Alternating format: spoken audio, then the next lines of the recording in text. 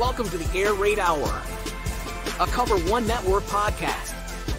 Here are your hosts, Judge Mathis and Tilt Money. Welcome in, everybody, to the Air Raid Hour pregame show for the Jacksonville Jaguars at the Buffalo Bills in Hotspur Stadium, 9:30 a.m. Eastern on Sunday, October 8th. You will notice today that it is me, Tilt, here by myself. We're doing something a little bit different this week for the pregame. I'm going to be recording this on my own. It's a pre-recorded show that I'm actually doing on Friday afternoon that will premiere on Saturday at some time for all of you to get a chance to get your pregame fix in before the game on Sunday morning. A couple of reasons for that. Judge is away at a wedding this weekend. He's got some commitments he's got to handle. And by the way, the game is at 9:30 a.m.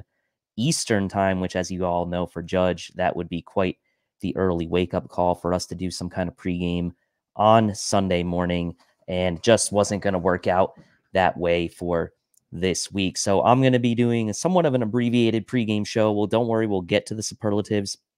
It's not live, so I won't be able to see anyone's comments, but of course, comment after we premiere it on Saturday. Go in the comment section. We can have a good conversation back and forth. The reason why I wanted to wait until Friday afternoon to do this recording was for a few different reasons. Number one, I wanted to get it out on Saturday so that we had all day Saturday to kind of allow people to watch the show. And two, I wanted to wait for that final injury report to come in. Who's playing, who's not playing, what are the major concerns we have on that front heading into this game as the Bills look to win their fourth game in a row here after starting the season 0-1. And so the other thing you'll see is the format is going to be a little bit different. I'm kind of working with some different graphics today, just kind of experimenting a bit just to see how things work. So let me know what you guys think in the comments section, and we'll get to that as well. And as always, we'll cover the key matchups, and I will give my pregame superlatives at the end. In total, I'm not sure how long we'll go, maybe 30, 40, 45 minutes. We'll see kind of how things go. Will be a little bit different, obviously, with me just kind of talking on my own. So obviously, the big news going into this game, or two of the biggest pieces of injury news going into this game, were what were going to be the status of Von Miller, obviously practicing now. The window is open for him to now be active and removed from the PUP list. And the status of Gregory Rousseau and his foot injury. So bear with me here. I'm going to try something here. I'm going to share the injury report here on screen so we can take a look at it together. This is the final injury report. And let me move myself up here to the left. This should look good on the screen, hopefully, for all of you. This is the final injury report we are dealing with for this game. As you can see, Gregory Rousseau did not practice all week with that foot injury. Clearly, this is something that may be a concern even beyond this game. We'll see if Gregory Rousseau is able to practice at any point next week. But for this week anyway, against the Jags, he is going to be out. Obviously, Tre White is still listed on the injury report. And he obviously is not practicing. He's going to miss the entire season. However, the Bills have not made a corresponding move yet for Tre White, and this is why he still shows up on the active injury report. As you can see with the asterisk there below, it says beginning in 23, players who practice will start on reserve or exempt list are now required to be on the official injury report. That would be for Von Miller, who you see as questionable, limited practices all week. And then up top, we also have the other questionable in Christian Benford, with that shoulder limited all week. Now, he did come back into the game last week, whether that was out of necessity or whether or not he was truly really good to go from a health perspective. It is an interesting conversation to have, but he is ultimately questionable. We'll see if he ends up playing. Obviously, I think the Bills could use him against this Jacksonville team with the receivers they have, but we'll see. Otherwise, a pretty clean injury report. We saw Floyd and Micah Hyde getting the veteran treatment early in the week with the DNPs, but then coming back to full with those vet rest days. Same for Matt Milano. We see Jordan Poyer with that knee injury starting the week out limited, ramping his way back up to full, no injury designation for him. Same thing for Dawson Knox with the quad, ramping up to full on Friday, no injury designation for him. And Damian Harris as well with the neck, 2 full days of practice, and so no injury designation for him.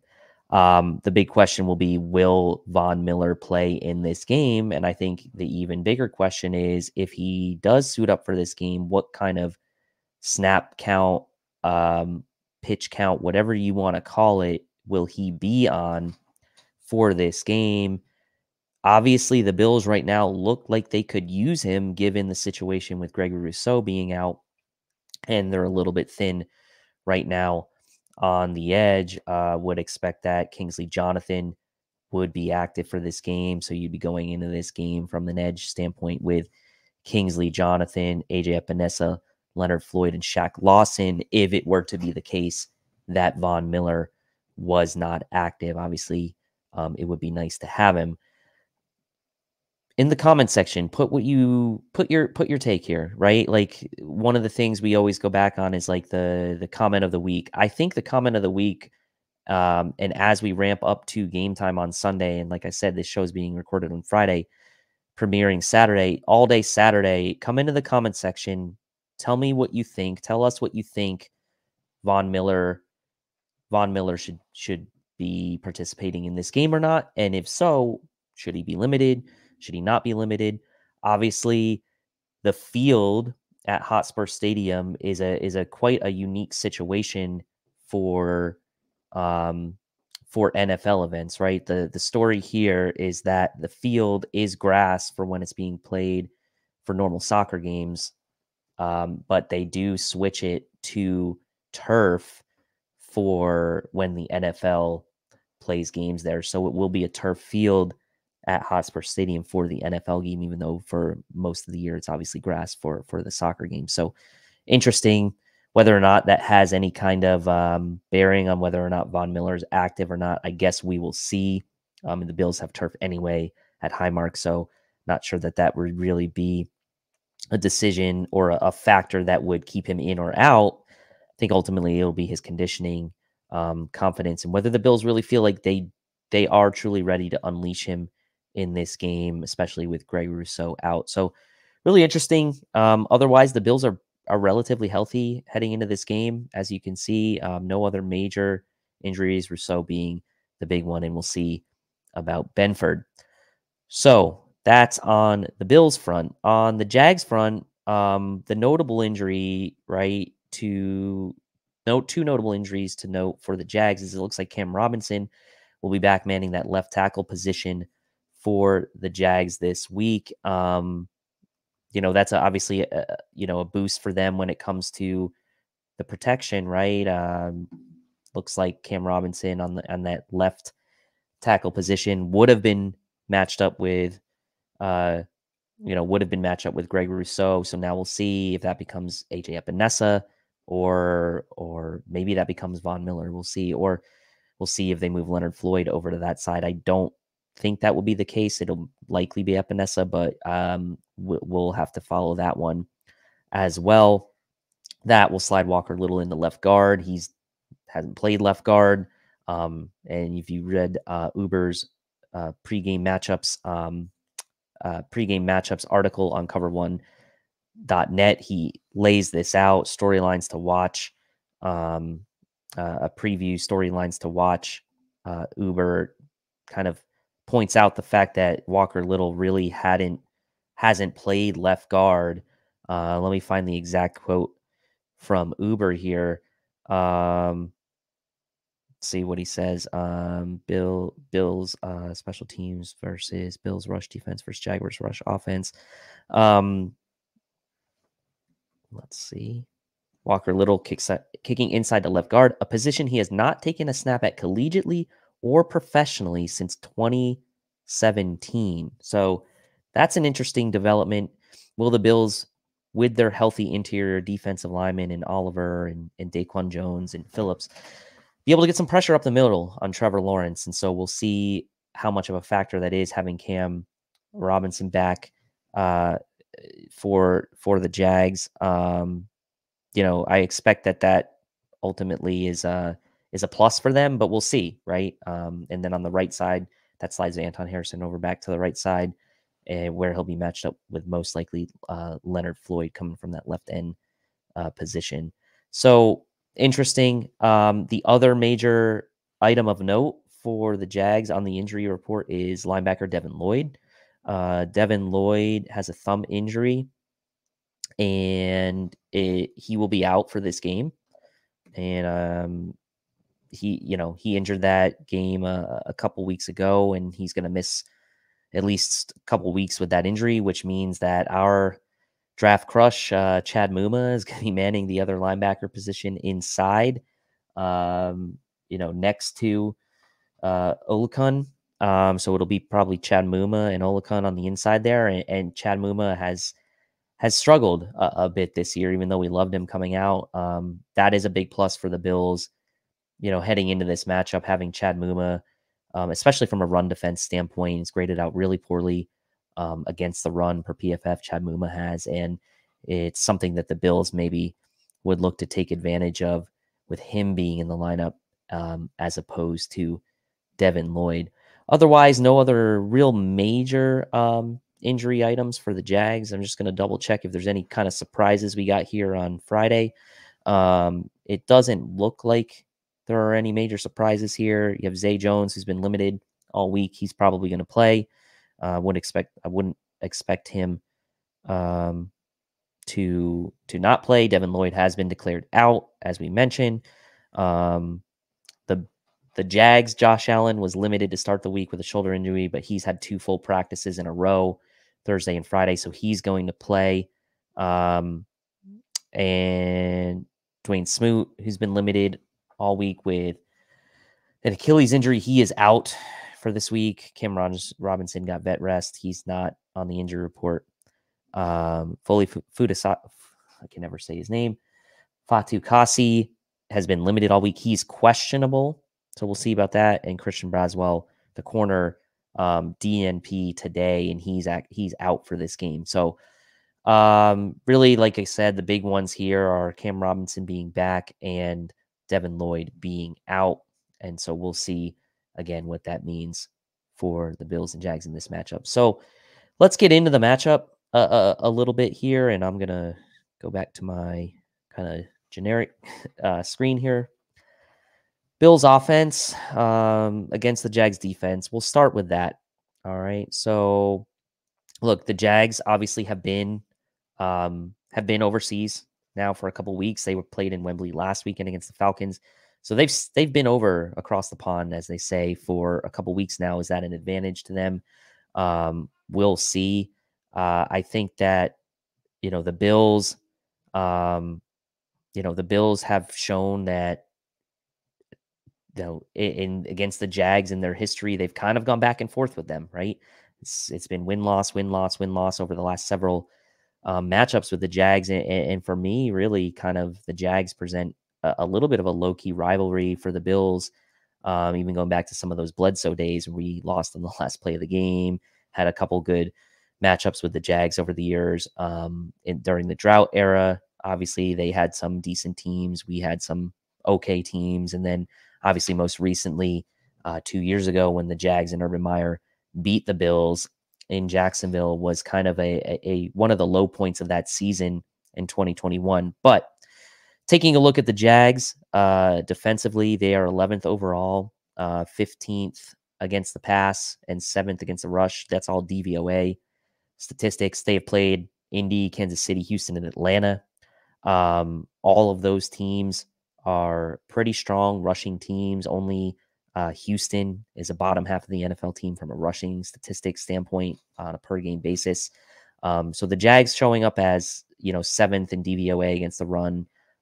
That's pretty stout. But obviously with Devin Lloyd out, that's going to be an interesting factor. They're a bottom third pass D when it comes to raw statistics. They're right in the middle there at 15th when it comes to DVOA. The Jags defense is solid, right? I think ultimately what the Bills offensively need to do is kind of more of the same of what they've been doing, over the past couple weeks. And like, look, the Jags, and Steve put some good stats here in the show notes, 55% usage of one high shell against on the season, 34% usage of stacked box, which is first in the NFL, 31st in light boxes, 28% use of the blitz. That's 11th in the NFL. And then against Mahomes, they had to kind of look at the tendency breaker, 30% stack box rate. That was second. That's a second highest rate. 56% one high shell. So we see them kind of going out. We see them kind of sticking to that usage stat of staying in the one high shell against Mahomes. They were 31st in two high shell usage against Mahomes that week. 67% zone, 18% blitz, 23rd in the league that week. So they didn't blitz Mahomes a ton and used a 4-man rush, 82%, which was sixth highest against Mahomes. So obviously, I think that if you're looking at this from a standpoint of the Jags D against the Bills, they're likely to do similar, right? I think you'll see that the Jags utilize a lot of 4-man rush. I think that you could see them use some one high shell. I think you could see them try to force Josh to, maybe get a bit antsy, right? And sort of maybe try to lull him into or lure him into maybe taking some deep shots. And not that he's not capable, but obviously we've seen the efficiency over the last couple of weeks with Josh Allen in this offense kind of humming since that Jets game. The Bills really need to do more of the same, in my opinion. And I'll take the mantle from Steve on this in talking about Dalton Kincaid and Dawson Knox in this matchup. He's been talking about those guys nonstop, and kind of his hot take for the year so far has been that those two guys are going to combine for 100 yards and multiple touchdowns. And look, the Jags are 27th in the league against defending the tight end. They haven't been great against defending the tight end this year. Jonnu Smith last week, out of it wasn't Kyle Pitts, so sorry to you fantasy owners of Kyle Pitts last week, but Jonnu Smith had himself a day against this Jags defense last week, on a day where Atlanta really did struggle to move the ball, outside of Bijan Robinson being just a freak of nature. So you really do see an advantage from a matchup standpoint there for the Bills with their tight ends. And I do think that you need to see still a concerted effort from Josh and Ken Dorsey to matriculate, right, the ball down the field and to ultimately take what the defense gives you. This is going to be an interesting dynamic with the Jags having been over there already for a couple weeks. The Bills now just getting there. What kind of routine will they be in? They're away from home. This is setting up a stretch of games where the Bills are not going to be playing in a 1 o'clock slot. So they're going to have to kind of get used to playing in these different times. So how will that affect the Bills offense? And then obviously you'd like to see, James Cook kind of bounce back a little bit. Obviously the game plan didn't necessarily dictate it last week against Miami, but subdued a bit in the yardage. We'll see if the Bills can crack the shell a bit and crack that Jags defense that has been pretty good against the run. I do think the Bills still need to remain balanced in this game. Really dosage of James Cook, Damian Harris, Murray. You still need to continue to give those guys their touches. And ultimately, Josh Allen and Stefon Diggs need to kind of lead the way here. But I do think the key matchup in this particular instance, where the Bills really should have an advantage, is at the tight end position and kind of roaming the middle of the field. Devin Lloyd being out, Chad Muma in coverage, Chad Muma against the run over the center of the field there is going to be a matchup the Bills can look to exploit. And obviously, I think that with Kincaid and Knox, like, the usage stats have shown and the target share percentages have shown, at least for Kincaid, that like he's up there when it comes to target percentage. I think he was fourth highest in week 4 target percentage of all tight ends. That was a stat that was being floated around social media a bunch this past week. And so, as Greg Thompson put it, it's coming, right, for Dalton Kincaid, and this could be the week. So, if you're a fantasy person and you're struggling, maybe you lost Freiermuth, or maybe you have some guys on bye weeks or something like that, like, Kincaid could be an interesting play, I think, also from a fantasy perspective this week as an under the radar play. So we will see on that. As far as the rest of the offense, right? I think it's again about limiting the turnovers, not keeping the Jags, not keeping the Jags in this game, right? You need to kind of show that you can take what the defense gives you in a week where maybe you're going to see some looks that you haven't necessarily seen, from recent weeks. The Jags, to their credit, they are feisty. They are fourth in the NFL with 9 turnovers. They're +4 in turnover differential, which is tied for, let me have it see here. I think that's tied for 5th in the NFL. So they can take the ball away. Outside of some giving up some big plays and some missed tackles, they've had a pretty solid unit.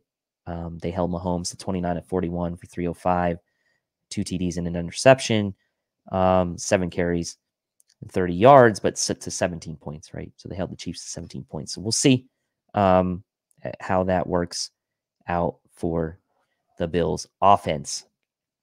Now, on to how the Bills match up defensively against the Jags offense. I think most Jaguars fans would tell you that objectively, they've been a little bit disappointed with the Jags offense so far this year. I think there was a lot of expectation on Trevor Lawrence this year to be maybe a dark horse MVP candidate. And I've even said myself that I thought, while the AFC East was beating up on each other, while the AFC West was beating up on each other, that maybe the Jags could make a run at potentially being a sneaky team to push for the number 1 seed in the AFC, in all honesty. And obviously, so far on the young season, they're 2-2.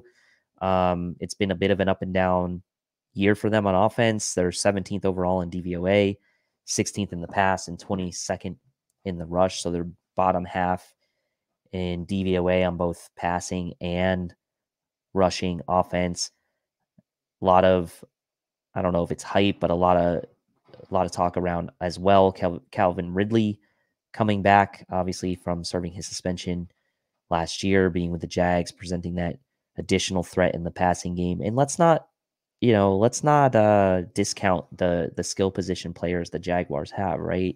Travis Etienne, Zay Jones, Christian Kirk, and of course Calvin Ridley to go with Evan Ingram. I mean, they have a really good group of skill position talent. They have the rookie Tank Bigsby, who hasn't necessarily popped off yet, but has been getting goal line work for them. And they really have a good mix of,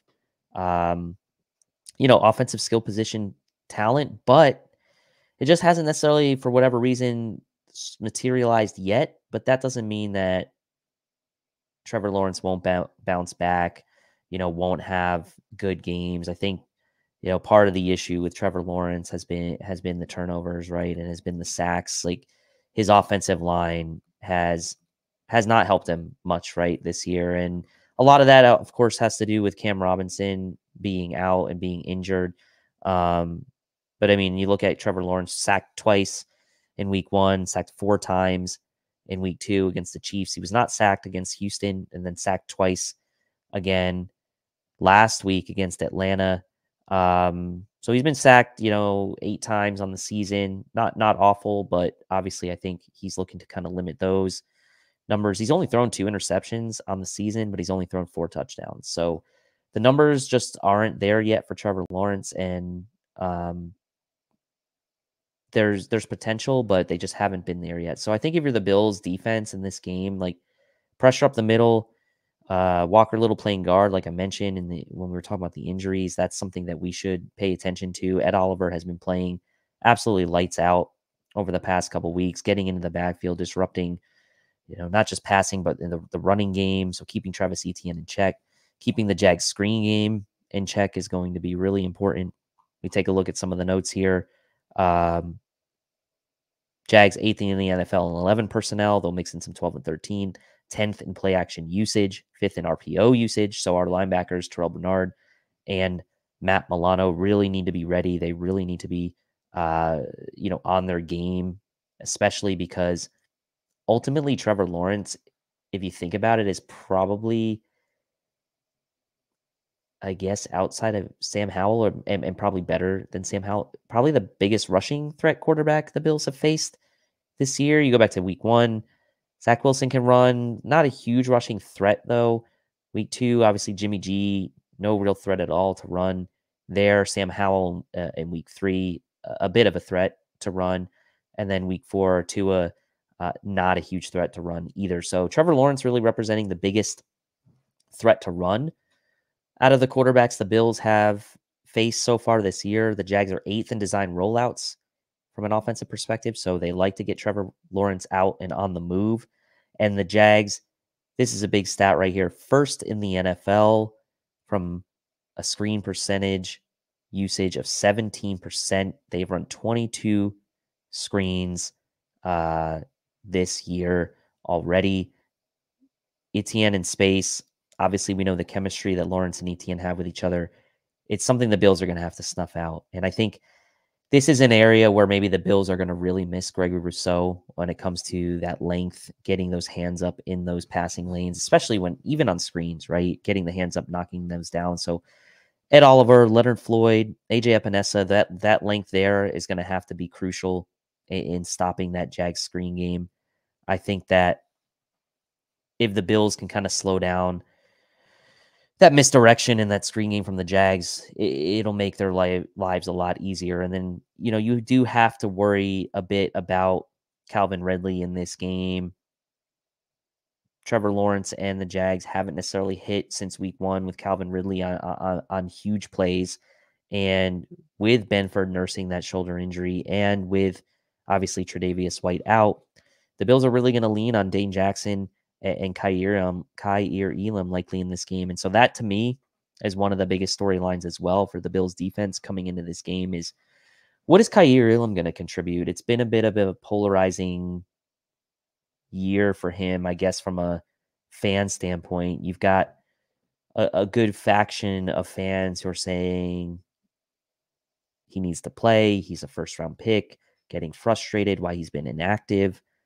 And I can understand that, right? I can totally understand that. But then you also have the faction who are like, we need to be patient. Christian Benford has really balled out and he deserved to be starting. It's a good problem to have if you're the Bills, potentially to have a guy like that with that much athletic talent that you can pull from in a tough situation. And this is clearly a tough situation the Bills are in, losing Tre White for the year.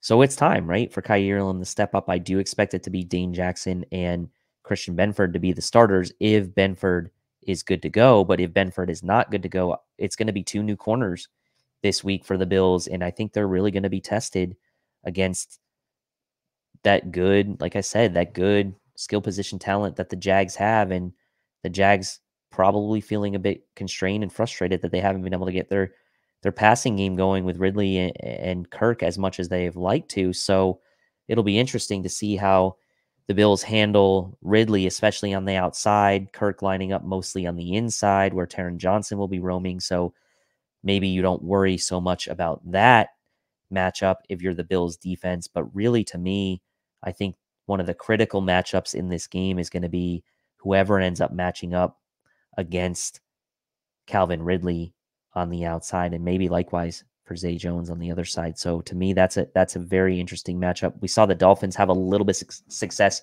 early in the game last week with Durham Smythe at the tight end position. Evan Ingram is a guy the Bills really got to keep their eye on. Again, we go back to the teams the Bills have played so far this year. Not a huge tight end threat really on most of these teams, right? The Jets, Tyler Conklin, good player. Not how much huge offensive threat he is. I mean, he is a good player, so I'm not trying to take away from him. You go to the Raiders in week 2, really not much to speak of there from their tight ends. Since Darren Waller left, they obviously have the rookies and Mayer there and Hooper. But again, not a huge threat. You have the former Bill Logan Thomas, week 3 for Washington. And then you have Durham Smythe, obviously, last week for Miami. So another good test for the Bills defense here.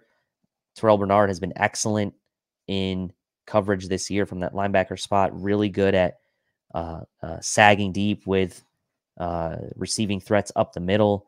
Obviously, he's made a couple big plays in those situations, whether it's himself either making the interception against the Commanders in week 3 or sagging to force Tua to throw high last week and allowing for Micah Hyde to get the interception. Really, both those plays were excellent, sort of excellent coverage from Bernard. And I think against Evan Ingram, this will be the most talented tight end probably the Bills have played so far this year. So to me, my 3 keys from a defensive standpoint and the 3 key matchups I would say are containing that screen game with ETN. And that kind of comes with hand in hand, getting that pressure up the middle, forcing Trevor Lawrence to be off script, and making sure you can get that pressure in Lawrence's face. He has turned the ball over quite a bit and fumbled quite a bit in his career, and Uber has detailed that quite nicely in his article if you want to go check that out. So that's number 1. Number 2, the matchup against Calvin Ridley on the outside from a boundary corner perspective. Will it be Dane Jackson? Will it be Benford if he's healthy enough to play? Will Kaiir Elam get some reps against Ridley? Obviously, the Bills playing their kind of zone coverage. It could depend on which side of the field Ridley lines up on. But I would expect that Kirk's going to be in the slot most of the time. So I also would expect that Ridley will be on the outside most of the time. And then finally, the linebackers against Evan Ingram, right? And I think the Bills have proven that Milano and Bernard have really shined, right? They have shined this year. They are a dynamic duo. And you look at the game last night, and this is not a shot at Tremaine Edmonds, but you look at the game last night, the Bears against the Commanders, and Tremaine Edmonds, he was there, but like, again, the splash play maybe wasn't necessarily there that people have been clamoring for. And Terrell Bernard, you can say what you want, and I'm a big Tremaine Edmonds fan. Terrell Bernard has been making the splashy plays this year. And so that matchup against Evan Ingram, I think, is going to be really fun to watch. Milano will obviously be involved in that as well, along with the safeties. And obviously, I think it is a good indication that Jordan Poyer is back this week, not on the injury report as far as a final designation. So the Bills will have their safeties back this week. So that will definitely help a lot. Special teams wise, look, Jags have McManus as their kicker. He's a veteran. He's kicked in a lot of games over the course of his career, and he's a good kicker, right? I think that there's no one kicking better than Tyler Bass right now in the NFL. I mean, I think he's on track for a Pro Bowl or potentially All-Pro season.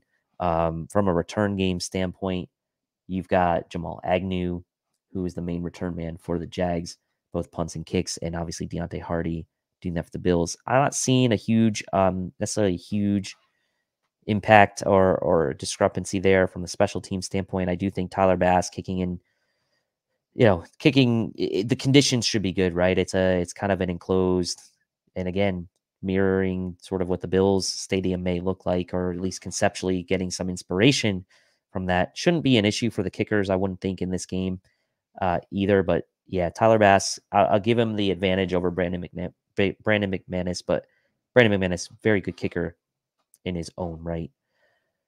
So that covers the matchups. Offense, defense. I'll now transition to going through the superlatives and the game predictions. It's a little bit maybe not as fun without Judge here to do these, but I'll still give my opinion on my take me higher, etc., and all that. So let's get right into it.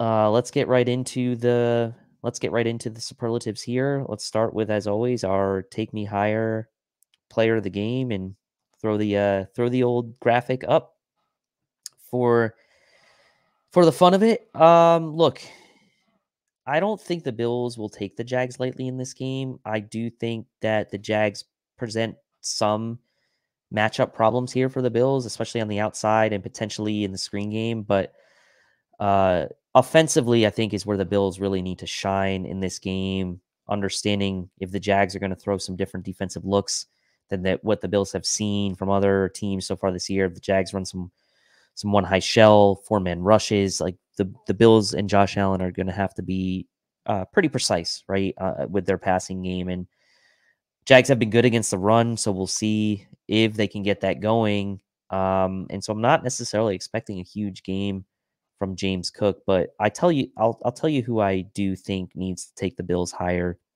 in this game, and uh that's Gabe Davis. He's going to be going against Darius Williams. Um, he's got the huge height advantage.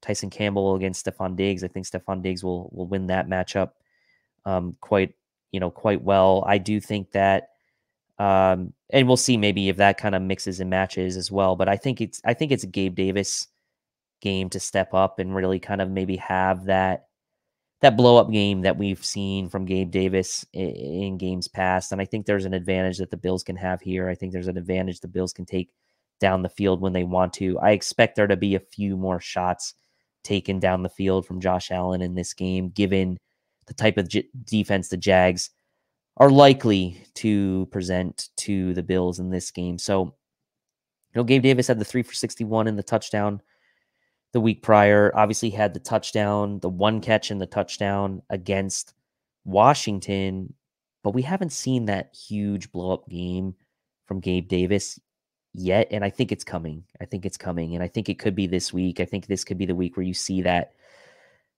maybe 4 to 5 catch type of game for 100 yards and a touchdown or two from Gabe Davis. So I think Gabe Davis, to me, he will be my take me higher player of the game this week. Moving on now to our wild card player of the week. And I think this can go a number of different ways. I think for me, why not start and end with Kaiir Elam as a wild card player for this week? I think Jags do have some nice outside threats. We'll see if Benford plays or does not play, but I'm throwing Kaiir Elam's name into the mix as a wild card player this week. Let him come and maybe not have the huge amount of pressure on him opposite of Dane Jackson. Maybe he's matched up a little bit more against Zay Jones. We'll see if that ends up kind of panning out in that way. But the Jags, I should say, will, I think, predominantly lining up with Ridley and Jones on the outside and with Christian Kirk in the slot. So I do think that there might be some opportunities for Kaiir Elam to make some plays on the ball in this game. And so, look, he's been maligned, right? He's been the chatter as far as the inactives list for the first 4 games of the season. Unless something really crazy happens, he's going to be active in this game and he's going to have a chance to make his mark. So let me try to manifest this into existence and put Kaiir Elam up there as my wild card player of the game.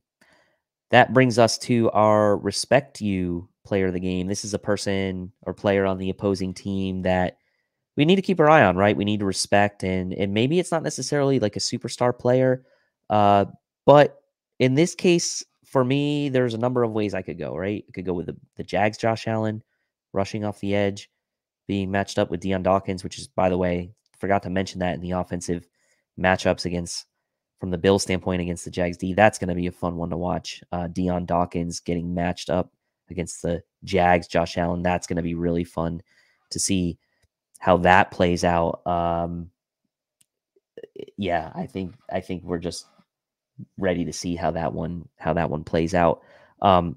It's also likely that we'll see maybe Josh Allen going up against Spencer Brown a bit as well if he ends up lining up in that left linebacker spot as the Jags line. So whether it's Josh Allen on Deion Dawkins if they move him to that side, or if it's Josh Allen on Spencer Brown, that's going to be someone that, we probably should pay attention to. And I'm just going to go really quick and check where Jags Josh Allen has lined up most of the year, just so I'm not speaking in uncertainties here. So let's just take a look really quick. Josh Allen, Jags. Let's see. Let's take a quick look, shall we? All right. Pulling it up here.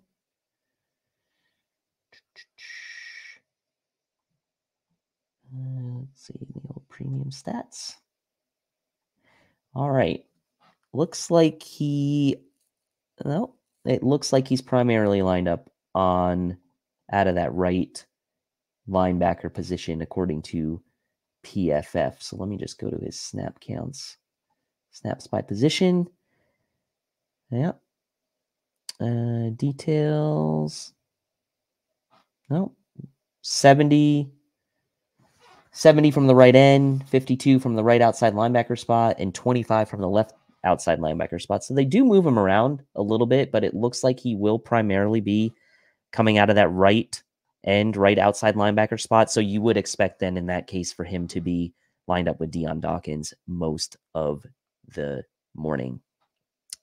But he's not my respected player. So after all that, I'm going to go with Calvin Ridley here. I think that this is a player that hasn't necessarily gotten off. He got off to a nice start in week 1, had a couple touchdowns, but it's kind of been a bit quiet since then. And I think that this is a matchup the Jags probably looking at like, hey, look, if they're going to keep up with the Bills, they're going to have to take some shots and put up some points. So I think Calvin Ridley, given the Bills cornerback situation, Benford nursing the injury, Tre White out, throwing Dane Jackson and Kyle Elam into the fray, it's a test. And I think Calvin Ridley is a really talented receiver. And I think he's shown that throughout his career that he can take over games. When Julio left Atlanta and that last year in Atlanta, like Calvin Ridley was that dude for Matt Ryan. And he can be an alpha. He can be a wide receiver 1 alpha type player in the NFL. And I think the Bills really need to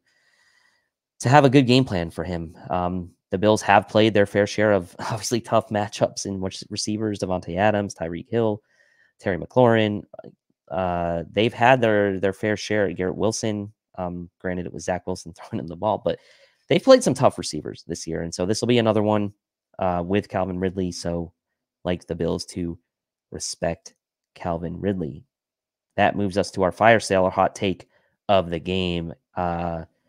Had to think about this one for a bit, right? And I think that these London games they're always a little weird. And there's always something kind of weird that happens in these games, and it never quite goes exactly how you expect it to go. So my hot take for this one is going to be that I don't know. I have a feeling the Bills might struggle to punch in touchdowns this game. I'm going to say Tyler Bass has 4 field goals in this game. 9 for 9 on the season going into the game. This would essentially be 50% more of what he's already got from a field goal perspective. I think Tyler Bass, 4 field goals in this game. I do think the Bills still score, 2 or 3 touchdowns, but and kind of eclipse that 30, that 30-point mark. There's a real potential for them to do that here. But I think that Tyler Bass in this game, 4 field goals is my prediction. And I think what you'll see is maybe one of those coming before the end of the half. And in situational football like that, where it could lend itself to a weird scenarios, right? So I'll say Tyler Bass, 4 field goals is my hot take for this game, which leads me into my game prediction, which I guess I'll need to tie into my hot take of Tyler Bass having 4 field goals. Look, I'll paint a picture for you. I think that there's going to be some effect, right, of the Bills traveling and the Jags having been over there for a couple weeks already, and having that really pretty strong game against the Falcons last week has to leave a pretty good taste in the Jags' mouth, right? Heading into this game, they feel like maybe they found something defensively. Obviously, the Falcons aren't, any kind of crazy talent, crazy offense. And we'll talk about Arthur Smith another time, but the Jags have to be feeling, okay going in this game, a little bit, nothing to lose. There's really not a ton of pressure, I don't think, on the Jags in this game. So I do think the Bills, maybe it starts out a little slow, right? I wouldn't be surprised if it starts out a little slow for the Bills on offense. I think defensively, the Bills they'll be okay, right? I think that you might see the Jags move the ball on them early, but I think they will figure it out as they have done in the games of recent memory. We saw the Raiders go down and drive and score early in that game. We saw the Miami Dolphins do that in their first couple of drives, but the Bills defense figured it out, and Sean McDermott has just been absolutely killing it with this defense so far in 2023. But I think the offense maybe struggles to find its footing a bit. And I'm not saying that literally for the field. It might be a little slow out of the gate for them. Jags good against the run, a little bit of a different type of defense, maybe a little bit of inefficient offense from the Bills early in this game. But ultimately, I think they do get it going and score 3 touchdowns, the 4 field goals from Tyler Bass. That's your 12 plus your 21. That puts the Bills at a very awkward 33 plus 21. Is that right? 33 points for this game. And the Jags end up with 17 is my prediction. The Jags score 2 touchdowns and a field goal, but the Bills ultimately pull this one out and kind of, I don't want to say win comfortably, but I'm hoping by the fourth quarter it won't be super stressful. So my prediction for this week, Bills 33, Jags 17. And that really leads just into our final thoughts. We're doing well here on time. We're at a nice, cool 45 minutes, which is kind of exactly where I wanted to keep this show around. And look, hope you guys enjoyed the show. I know it was a little bit different, not as interactive because it's pre-recorded, but hopefully being a shorter show, it'll give more people a chance to kind of tune in, see what I had to say, and really maybe give people a chance to make their comments, especially around Von Miller, on the comment section of this show when it premieres. We are going to premiere it tomorrow, Saturday morning, 9 a.m., bright and early, so you have all day, full 24 hours to catch the pregame show on the Cover One YouTube channel. So I appreciate that and you all joining on the comment section post the premiere, and make sure that you put your comments there. Really hoping the Bills can pull this one out, and I think that they will, after shaking off a slow start. And let's hope they do it for Judge too. Wasn't able to join me today, but a little bit of an interesting dynamic for me doing the show solo. Hopefully you guys enjoyed the show, and feel free to give me any feedback too in the comment section, things you think I could do better, things you like, things you didn't like. I'm sure there's plenty that I could be doing better for you all, but I really appreciate you all watching and hope you enjoy this leading up into the game. Kickoff at 9:30 a.m. Eastern at Hotspur Stadium in London. The Jags at the Bills for this Week 5 matchup. And, of course, until next time, go Bills. Thank you for watching tonight's episode of the Air Raid Hour. Make sure to hit that like button on the way out. If you are catching the show on demand, leave a reply in the comments section and we will respond over the course of the week. You can always listen to every episode next day on all major podcasting platforms, including Apple Podcasts and Spotify, by searching Air Raid Buffalo. Thank you for your continued support, and as always, go Bills!